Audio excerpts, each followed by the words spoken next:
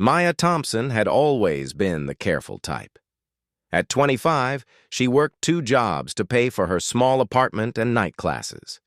Her life was simple, predictable, and exactly how she liked it. But today was different. Today was her birthday, and her best friend Jessica had practically forced her to celebrate.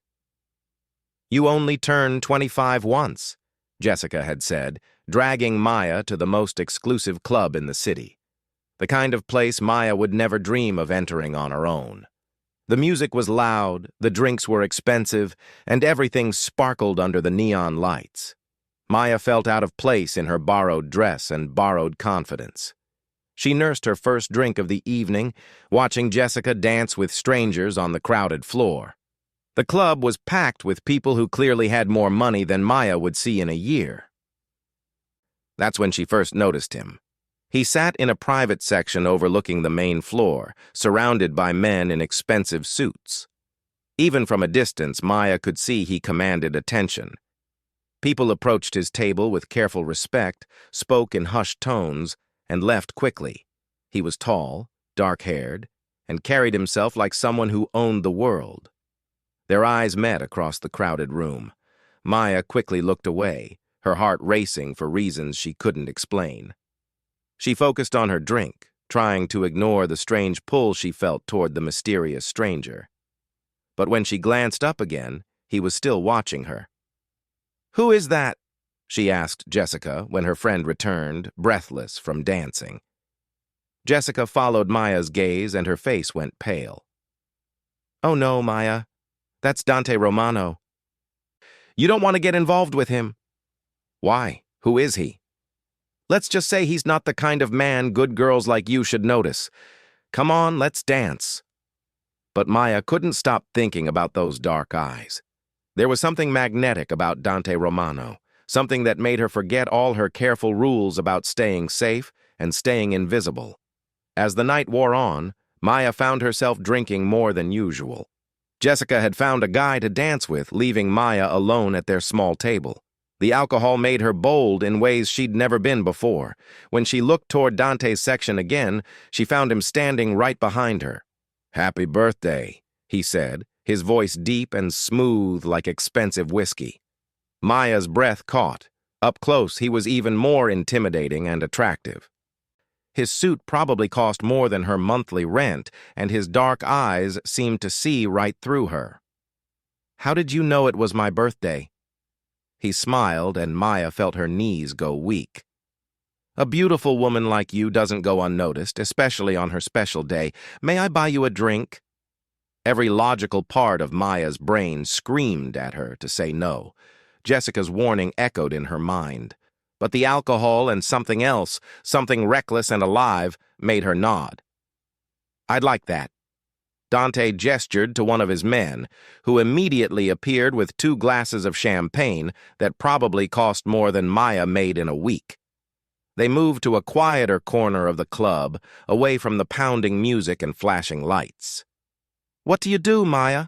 Dante asked, somehow already knowing her name. "I work at a bookstore during the day and wait tables at night. I'm also taking classes to become a teacher." She felt embarrassed by how ordinary her life sounded compared to his obvious wealth and power. "A teacher," he repeated, studying her face. "That's noble work." "What about you?" Maya asked, though she wasn't sure she wanted to know the answer. "I run a family business," he said carefully. "Import and export." Maya sensed there was much more to it than that, but the way he looked at her made her forget to ask more questions. They talked for hours about books, about her dreams of teaching, about places she wanted to travel. Dante was intelligent, charming, and surprisingly easy to talk to. He made her feel like she was the only person in the room. When Jessica finally found them, she looked worried. "Maya, we should go. It's getting late." Maya glanced at her phone and gasped. It was almost 3 in the morning. She'd been talking to Dante for hours, and it felt like minutes. "Let me drive you home," Dante offered.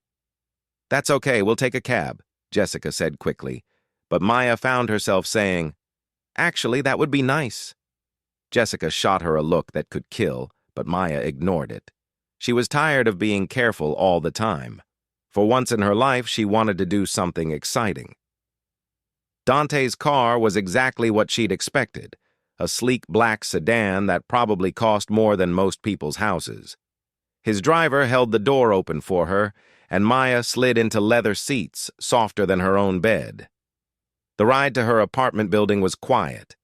Maya felt the weight of what she was doing, accepting a ride from a man she barely knew, a man her friend had warned her about. But sitting next to Dante in the darkness, she felt safe in a way that didn't make sense. When they arrived at her building, Dante walked her to the door.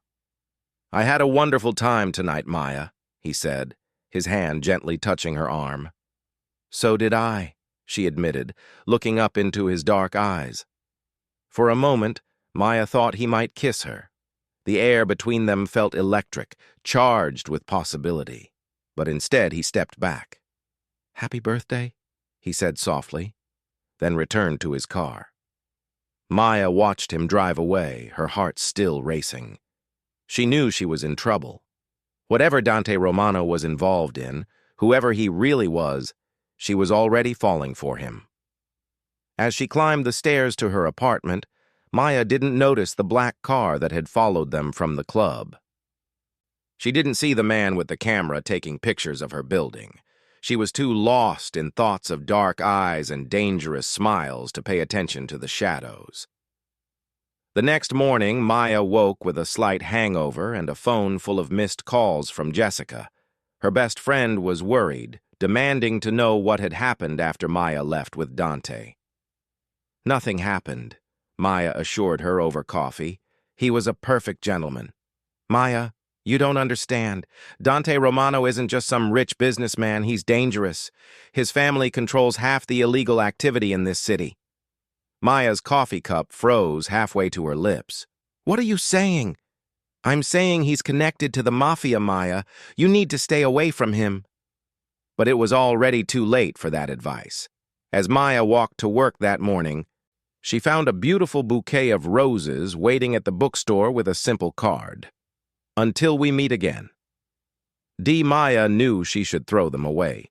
She knew she should forget about Dante Romano and his dangerous smile, but instead, she put the roses in water and found herself hoping he would call. 3 days passed with no word from Dante. Maya told herself she was relieved, but she caught herself looking for black sedans every time she walked outside. She jumped every time her phone rang, disappointed when it wasn't his voice on the other end. On Thursday evening, as Maya was closing the bookstore, she found Dante waiting outside. "I was hoping you might have dinner with me," he said, as if 3 days hadn't passed since their last conversation. Maya knew she should say no. Everything Jessica had told her about Dante's connections screamed that she should run in the opposite direction. But standing there in the fading sunlight, looking into his dark eyes, she found herself nodding. "I'd like that." Dinner was at an exclusive restaurant Maya had never even heard of, the kind of place where the menu had no prices and the waiters treated Dante like royalty. Other diners glanced their way with a mixture of curiosity and respect that made Maya uncomfortable. "You're nervous," Dante observed as they waited for their appetizers. "A little," Maya admitted. "This isn't exactly my usual scene." "What is your usual scene?" Maya laughed, some of her tension easing. "Pizza from the place down the street from my apartment. Maybe Chinese takeout if I'm feeling fancy." Dante smiled, and Maya felt that same dangerous pull toward him. "We'll have to try that sometime." The idea of Dante Romano eating Chinese takeout in her tiny apartment was so absurd that Maya couldn't help but laugh. "Somehow I can't picture that. You might be surprised by what I'm capable of." There was something in his tone that made Maya look at him more carefully. Behind the expensive clothes and confident manner, she caught glimpses of something else. Loneliness, maybe, or weariness. After dinner, Dante suggested they walk through the nearby park. Maya knew she should ask him to take her home, but she wasn't ready for the evening to end. They walked slowly along the tree-lined paths, talking about books and movies and places they'd traveled. "Have you ever been to Italy?" Dante asked. "I've never been anywhere," Maya admitted. "My family didn't have money for vacations, and now I'm just trying to get through school. I'd like to take you there someday, to see the places my family came from."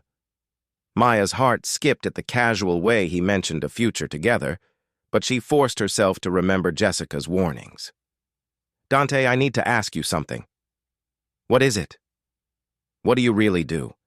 And don't say import and export." Dante stopped walking and turned to face her. In the lamplight, his expression was serious, almost sad. "My family has been in business for several generations," he said carefully. "We provide services that others can't or won't provide. We help people solve problems." "What kind of problems?" "The kind that sometimes require solutions outside the law." Maya felt her stomach drop. So Jessica had been right. Dante was exactly what she'd warned her about.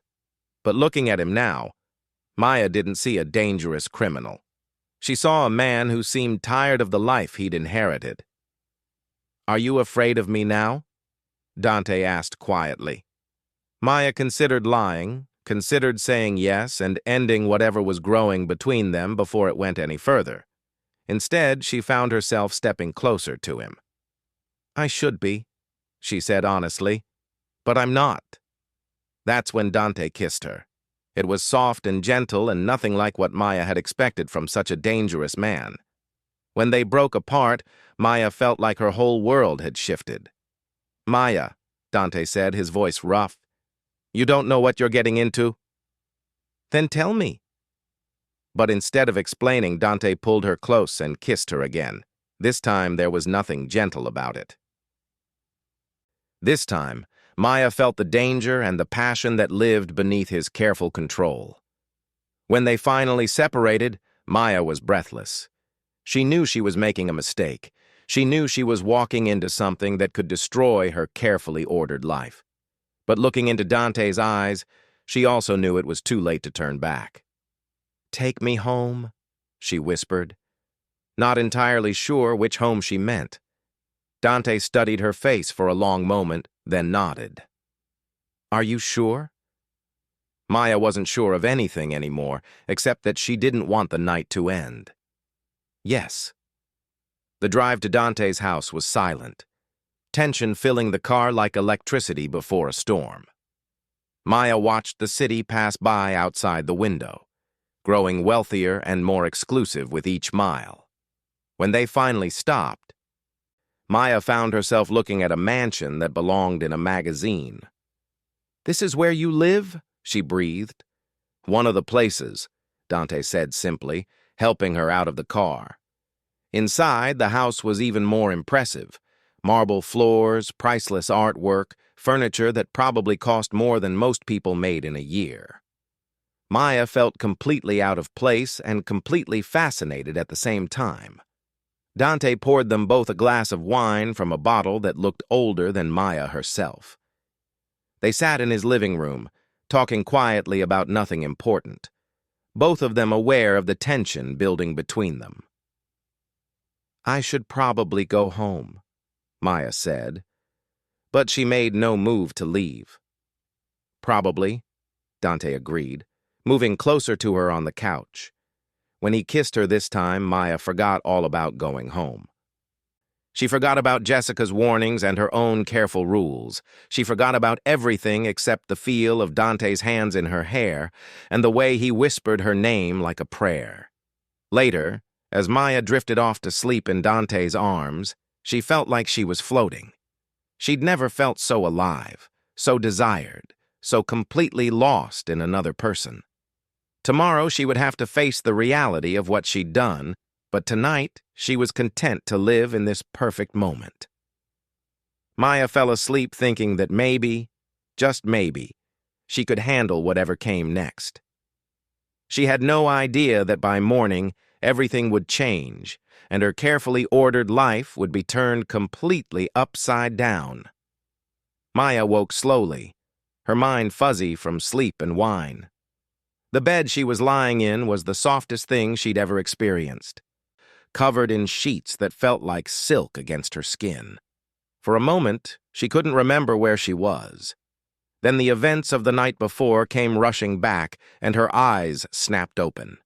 She was alone in Dante's massive bedroom, sunlight streaming through windows that were bigger than her entire bathroom at home. Maya sat up quickly, pulling the sheet around herself, and looked around for her clothes. They were nowhere to be seen. Panic started to set in. What had she done? She'd spent the night with a man Jessica had warned her was dangerous, a man connected to organized crime. Maya had always been the sensible one, the one who thought things through. Last night felt like something that had happened to someone else. She found a silk robe hanging in Dante's closet and wrapped it around herself. It was far too big for her small frame, but it would have to do until she found her clothes. The house was quiet as she made her way downstairs, her bare feet silent on the marble floors. Maya found Dante in what appeared to be his office, speaking quietly into a phone in a language she didn't recognize. Italian, maybe. His voice was different than it had been the night before, harder, more commanding. This was the voice of someone used to giving orders and having them followed without question. When he saw her, his expression softened immediately. He said something quick into the phone and hung up. "Good morning, beautiful," he said, standing to greet her. "Did you sleep well?" Maya felt shy suddenly, very aware that she was wearing nothing but his robe. "Yes, thank you. I was looking for my clothes. Maria took them to be cleaned. She'll have them ready soon." Dante moved toward her, and Maya caught a glimpse of something she hadn't noticed the night before. There was a gun in a holster under his jacket. Maya's breath caught, and she took a step backward. Dante noticed immediately and followed her gaze. "Maya," he said carefully, "I told you last night what kind of business my family is in." "I know, but seeing it..." Maya wrapped the robe tighter around herself. "It makes it real." Dante studied her face, and Maya could see him trying to decide something. Finally, he seemed to come to a conclusion. "Come with me," he said. "There are things you need to understand." He led her back to his office and closed the door behind them. The room was elegant but clearly functional. Expensive furniture mixed with filing cabinets and multiple phones. Maya noticed security monitors showing different views of the property. "Sit down," Dante said gently, gesturing to a chair across from his desk. "Please." Maya sat, her heart racing. She felt like she was about to hear something that would change everything. "My family has been involved in certain businesses for 4 generations, Dante began. "We provide protection, we settle disputes, we help people who can't go to the police for help." "You mean you're the Mafia?" Maya said quietly. Dante nodded. "Among other things, yes. It's not a life I chose, but it's the life I inherited when my father was killed 5 years ago." Maya felt the blood drain from her face. "Killed?" "Rival family. These things happen in our world." Dante's voice was matter of fact, but Maya could see pain in his eyes. "I took over the family business when I was 28. I've been trying to make it more legitimate ever since, but change is slow." Maya stared at him, trying to process what he was telling her. The man she'd spent the night with, the man who'd been so gentle and caring, was admitting to being a crime boss. "Why are you telling me this?" she asked. "Because you deserve to know what you're getting into, and because..." Dante hesitated, then continued. "Because I want you to stay." "Stay? Here. With me. I know it's crazy. We barely know each other.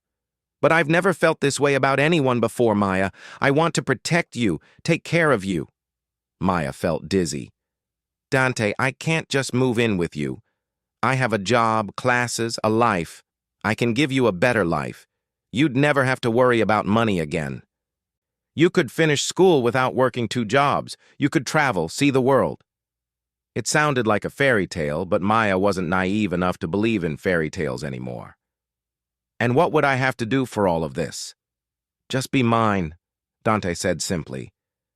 Let me love you. The words hit Maya like a physical blow. Love? They'd known each other for less than a week, but looking into his dark eyes, she could see that he meant it. Somehow, impossibly, Dante Romano had fallen in love with her. Before Maya could respond, there was a knock on the office door. Dante frowned and called out in Italian. A man's voice responded urgently from the other side. Dante's expression immediately became serious. "Stay here," he told Maya, then went to the door. He spoke in rapid Italian with whoever was on the other side, his voice getting harder with each word. When he came back to Maya, his face was grim. "We have a problem." "What kind of problem?"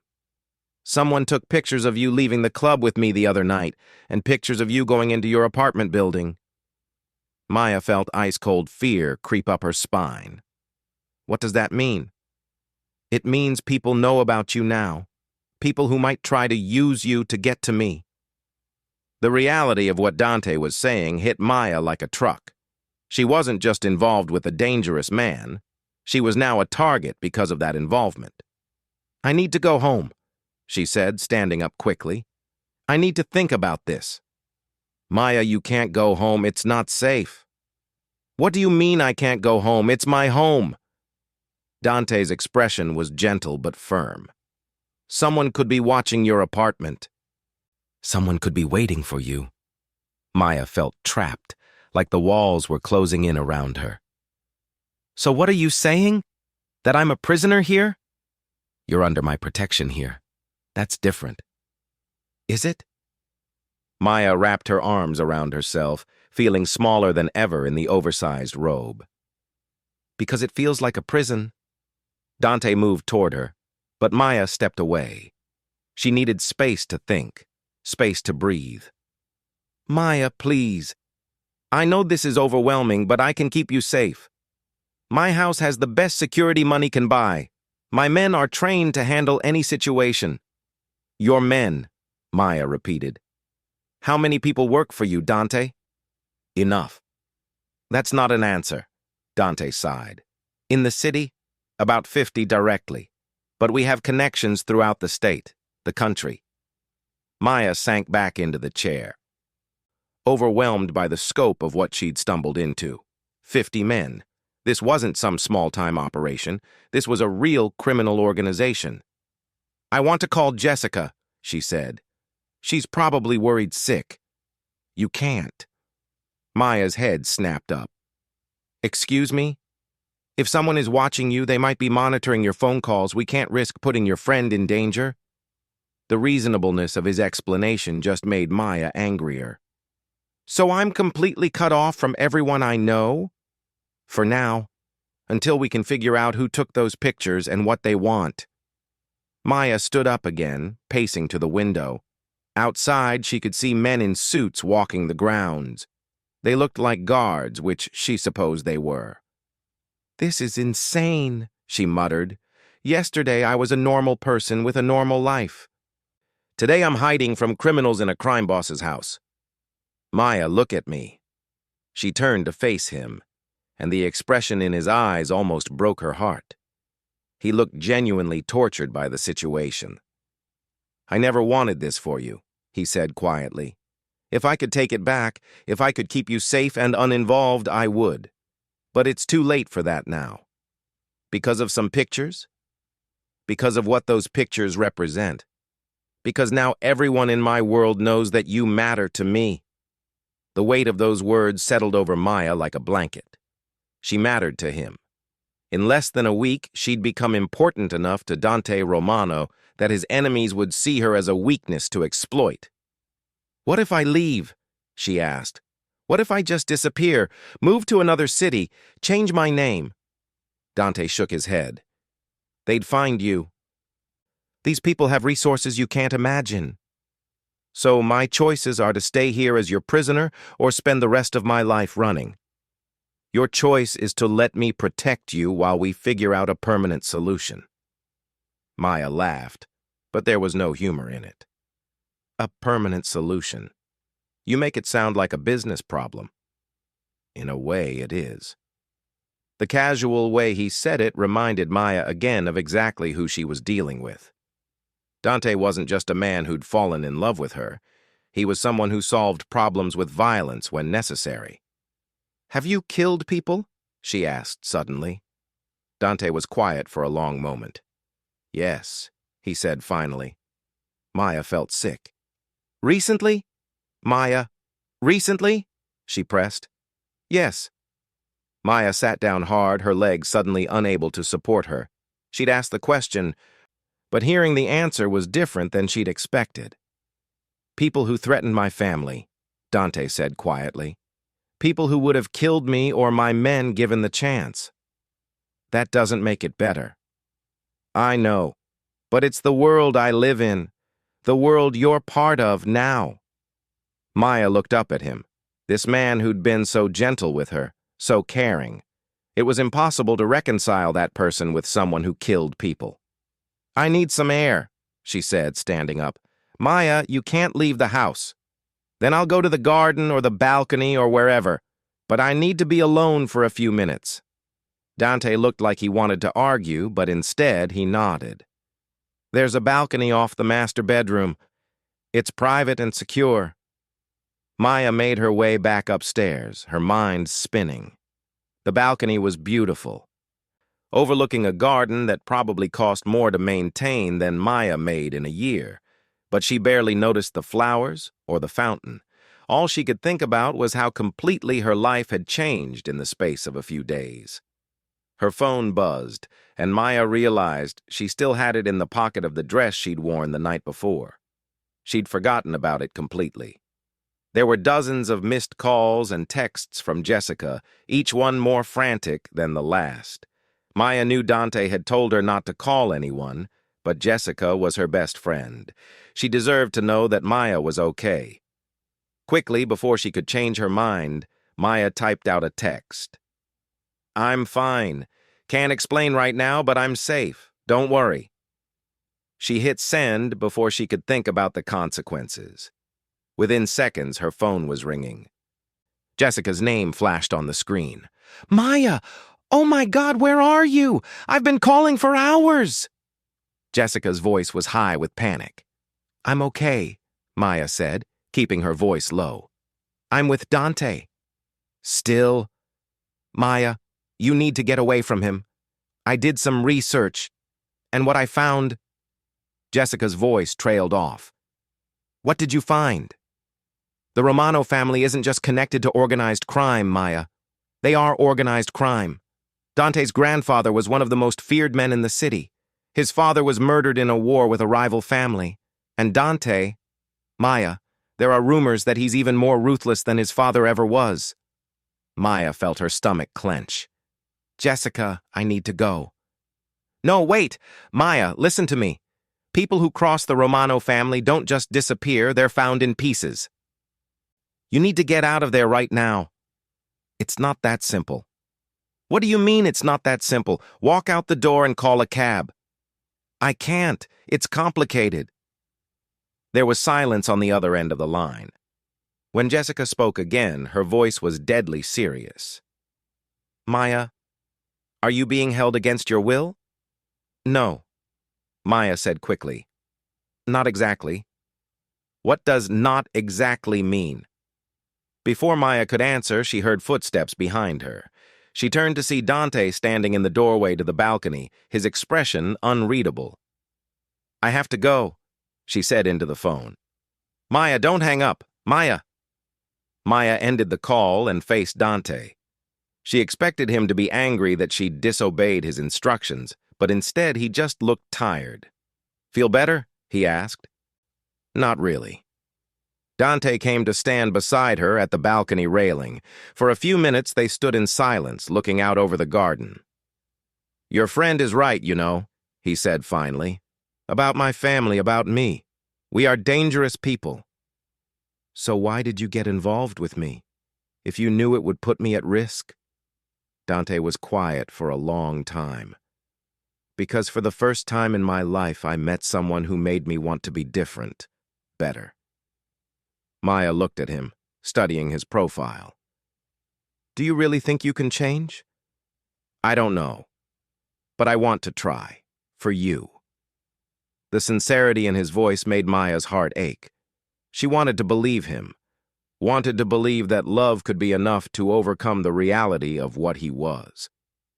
Dante, what if... Maya was interrupted by the sound of shouting from inside the house.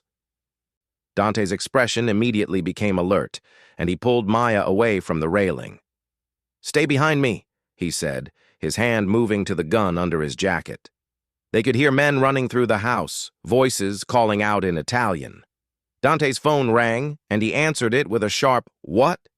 Maya couldn't understand the rapid Italian on the other end, but she could see Dante's face growing darker with each word. How many? He asked in English. Then, how did they get past the gate? Fear crept up Maya's spine. Something was very wrong. Dante hung up the phone and turned to Maya, his expression grim. We need to go. Now. Go where? Somewhere safe. The house has been compromised. Dante led her quickly through the house to what looked like a normal bookshelf. He pulled on one of the books, and the shelf swung open to reveal a hidden passage. What is this? Maya breathed. Emergency exit. Every room in this house has one. They hurried through a narrow corridor that led to what appeared to be an underground garage. Several cars were parked there, along with more men in suits who looked very serious and very armed. Boss, one of them said, approaching Dante, they hit the south gate about 5 minutes ago. Looks like at least 6 vehicles.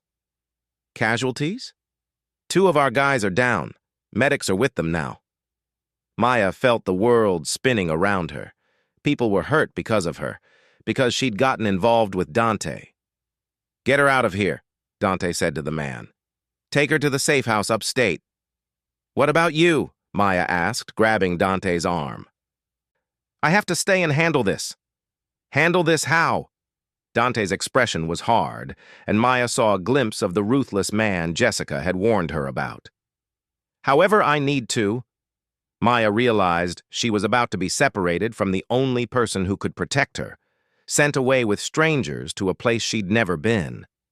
The full reality of her situation hit her like a physical blow. Dante, I'm scared. His expression softened immediately, and he pulled her into his arms. I know, sweetheart, but you'll be safe. My men will take care of you. Promise me you'll be careful. I promise. Dante kissed her forehead gently, then helped her into the back seat of one of the cars. As they drove away through what appeared to be a tunnel leading away from the house, Maya looked back to see Dante standing with his men, already planning whatever response he deemed necessary. Maya had woken up that morning thinking her biggest problem was facing the reality of spending the night with a dangerous man. Now she was fleeing for her life, completely dependent on people she didn't know for protection from enemies she'd never seen. As the car emerged from the underground tunnel onto a country road miles from Dante's mansion, Maya finally understood what Jessica had been trying to tell her. She wasn't just involved with a criminal. She was now part of a war she never chose to fight. And there was no going back to her old life. Ever. The safe house was a modest cabin in the mountains, far from the city lights and chaos Maya had left behind. For 3 days, she waited with Dante's men, Tony and Marco, who treated her with respectful politeness but watched her every move. They wouldn't tell her what was happening back in the city, only that Dante was handling the situation. Maya felt like she was going crazy with worry and boredom. She'd tried calling Jessica again, but Tony had taken her phone away, explaining that it wasn't safe. She was completely cut off from the world, with no idea if Dante was alive or dead. On the 4th morning, Maya woke to the sound of cars pulling up outside. Through the window, she saw Dante getting out of a black SUV, and relief flooded through her so powerfully that her knees went weak. He looked tired, and had a bandage on his left hand. But he was alive. Maya ran outside without thinking, throwing herself into his arms. "I was so worried," she whispered against his chest. "I told you I'd be careful," he said, holding her tight. "It's over, Maya. You're safe now." But even as Dante said the words, Maya could see tension in his shoulders. Something was still wrong. Inside the cabin, Dante dismissed Tony and Marco, leaving him alone with Maya for the first time since the attack on his house. "What happened?" Maya asked. "Who were those people?" "A family from Chicago. They thought they could move in on our territory while we were distracted." Dante's voice was flat, emotionless. "They were wrong." Maya didn't ask what he'd done to them. She wasn't sure she wanted to know. "So it's really over?" Dante sat down heavily on the couch, and Maya could see how exhausted he was. "The immediate threat is over, yes, but Maya, there's something else we need to talk about." Maya felt her stomach clench. "What?" "The pictures that started all this. They came from inside my organization. Someone close to me sold information about you to the Chicago family." "Someone you trust?" "Someone I trusted," Dante corrected. Past tense. Maya sat down beside him, studying his face. "What does that mean for us?" "It means I can't guarantee your safety anymore. If I have people in my own organization who are willing to betray me, then nowhere is truly safe for you." The words hit Maya like a physical blow. "So what are you saying?" Dante took her hands in his expression more serious than she'd ever seen it. "I'm saying you have two choices, Maya. I can set you up with a new identity, money, protection. You can start over somewhere far from here, live a normal life. And the other choice? Stay with me, but if you stay, you're part of this world forever. No going back to your old life, no pretending this isn't what it is." Maya stared at him, trying to process what he was telling her. "You're asking me to choose between my entire life and you?" "Yes." The simple honesty of his answer somehow made it worse. Maya stood up, pacing to the window. Outside, the mountains stretched as far as she could see, beautiful and peaceful, so different from the chaos her life had become. "If I stay," she said without turning around, "what exactly does that mean?" "It means you become part of my family. Not just the business, the real family. My protection, my name, my life." Maya turned to face him. "Are you asking me to marry you?" "Eventually, if you want that." "Eventually," Maya repeated. "We've known each other for a week, Dante." "I know, it's crazy. But time doesn't matter when you know someone is right for you." Maya wanted to argue with him, but she couldn't. Despite everything that had happened, despite the danger and the fear and the complete upending of her life, she couldn't imagine being without him. "What about my dreams? Teaching, travel, a normal life?" "You can still teach. I have connections. You could teach at the best private schools in the country. And we can travel anywhere you want. Money isn't a problem." "But it wouldn't be normal." "No," Dante admitted. "It wouldn't be normal." Maya sat back down, her mind spinning. "And if I choose the new identity?" "You disappear. New name, new background, enough money to live comfortably for the rest of your life. I have people who specialize in this kind of thing." "And we never see each other again?" Dante's jaw tightened. "Never." Maya could see how much that possibility hurt him, and it broke her heart. But she had to be realistic about what she was considering. "How many other women have been in my position? How many other women have you made this offer to?" "None," Dante said without hesitation. "Maya, I've never felt about anyone the way I feel about you. I've never wanted to share my life with someone before. But you've had relationships. I've had arrangements, business relationships, basically. Nothing real." Maya studied his face, looking for any sign that he was lying, but his dark eyes were completely honest. "I need to think about this," she said finally. "How long?" "I don't know." "This isn't exactly a normal decision." Dante nodded. "Take all the time you need. But Maya, I want you to know something." "What?" "Whatever you decide, I'll respect it. If you want to disappear, I'll make sure you're safe and happy. I won't try to find you or contact you."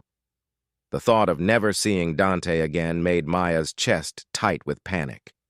But the thought of staying in his dangerous world terrified her just as much. That night, Maya lay in the small cabin bedroom, staring at the ceiling and trying to imagine both futures. She could see herself teaching in some small town, maybe in Colorado or Oregon, living quietly and safely. It would be a good life, probably a happy life. But when she tried to picture herself with someone else, loving someone else, the image wouldn't form. Like it or not, Dante Romano had become essential to her in a way she didn't fully understand.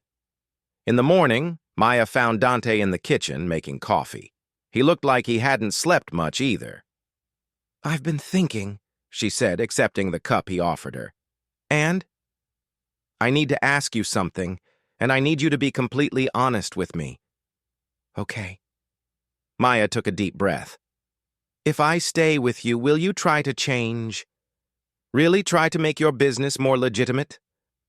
Dante was quiet for a long moment. "Maya, some things about my world will never change. There will always be violence, always be danger. I can't promise you otherwise." "That's not what I'm asking. I'm asking if you'll try to move away from the worst of it. Try to build something better." "Yes," he said without hesitation. "I'll try." "And you'll be honest with me about what you're doing? No secrets? No protecting me by keeping me in the dark?" This time, Dante hesitated. "Some things you're better off not knowing." "No," Maya said firmly. "If I'm going to be part of this, I'm going to be really part of it. I won't be some naive wife who pretends she doesn't know what her husband does for a living." Dante studied her face, and Maya could see him reassessing her. "You're stronger than I gave you credit for."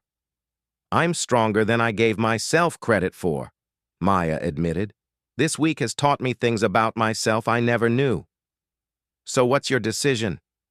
Maya set down her coffee cup and looked directly into his eyes. "I'll stay, but I have conditions." "Name them." "First, you start moving the business legitimate immediately." "I don't care how long it takes, but we start now." "Agreed." "Second, no more secrets. I know what you do, who you are, what we're dealing with."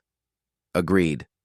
"Third, if you ever lie to me about something important, if you ever try to manipulate me or control me the way you're used to controlling other people, I'm gone. New identity, new life, and you never contact me again."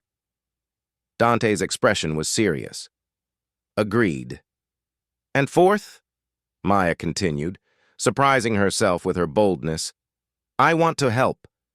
"Help how?" "You said you've been trying to make the business more legitimate. I have a business degree. I might not know anything about organized crime, but I know about legitimate business. Let me help you figure out how to transition." Dante stared at her for a long moment, then smiled. It was the first real smile she'd seen from him since the attack on his house. "You continue to surprise me, Maya Thompson." "Is that a yes?" "That's a yes." Maya felt a weight lift off her shoulders. She was choosing a dangerous life, an uncertain future, but she was choosing it with her eyes open. And she was choosing to be an active participant rather than a passive victim. "So what happens now?" she asked. "Now we go back to the city. I introduce you to the family properly, and we start building the life you want us to have." Maya nodded, then thought of something else. "What about Jessica? She's my best friend, Dante. I can't just disappear from her life." "We'll figure something out. Maybe she can visit sometimes when it's safe." "Thank you." Dante came around the kitchen island and pulled Maya into his arms. "Are you sure about this? Really sure?" Maya looked up into his dark eyes, those eyes that had first caught her attention across a crowded club. She thought about the woman she'd been a week ago, careful, predictable, safe. That woman was gone, and Maya found she didn't miss her as much as she'd expected. "I'm sure," she said, and meant it. 6 months later, Maya stood in Dante's office, their office now, reviewing the quarterly reports from their newest legitimate business venture. Romano Industries was small but growing, specializing in construction and import services. It was a start. The illegal activities hadn't disappeared overnight, but they were decreasing as Dante found ways to replace that income with legal alternatives. It was slow work, and there were still men in his organization who resisted the changes, but progress was being made. Maya heard footsteps in the hallway and looked up to see Dante approaching with a small velvet box in his hand. Her heart skipped a beat. "Maya," he said, dropping to one knee right there in the middle of their office. "Dante, what are you doing?" "Something I should have done months ago." He opened the box to reveal a ring that was beautiful in its simplicity, a perfect diamond solitaire that caught the afternoon light streaming through the windows. "I know we've done everything backwards. I know our life together started in chaos and danger, but I also know that I can't imagine a future without you in it." Maya felt tears starting in her eyes. "You've made me want to be better than I am," Dante continued. "You've shown me what it means to have something worth protecting that isn't built on fear or violence. Maya Thompson, will you marry me?" Maya looked down at this man who had turned her entire world upside down, who had shown her strength she didn't know she possessed, who was trying to change his entire life because he loved her. "Yes," she said, laughing through her tears. "Yes, I'll marry you." As Dante slipped the ring onto her finger, Maya thought about her last birthday, when she'd been a different person living a different life. She'd wanted excitement, wanted something to happen. She'd certainly gotten more than she'd bargained for. But looking at her engagement ring sitting in an office that was part of a business empire they were building together, Maya realized she wouldn't change a single thing. Her life was complicated now, sometimes dangerous, never predictable. It was also full of love, purpose, and a future she was actively creating rather than just waiting for. Maya Thompson had gotten exactly what she'd wished for on her birthday, a life she'd never forget, and she was just getting started. Later that evening, as they celebrated their engagement at a small restaurant that had become their favorite, Maya's phone buzzed with a text from Jessica. "Saw the announcement in the society pages. Are you happy?" Maya looked across the table at Dante, who was talking quietly with the restaurant owner about some legitimate business matter, his hand never leaving hers. She typed back, "Happier than I ever imagined possible." And it was true. Maya's old life had been safe and predictable, but it had also been small. This new life was bigger, riskier, more complex than anything she could have planned. But it was hers. She had chosen it, fought for it, helped shape it. As Dante raised his wine glass in a toast to their future, Maya realized that sometimes the best things in life came wrapped in the most unexpected packages.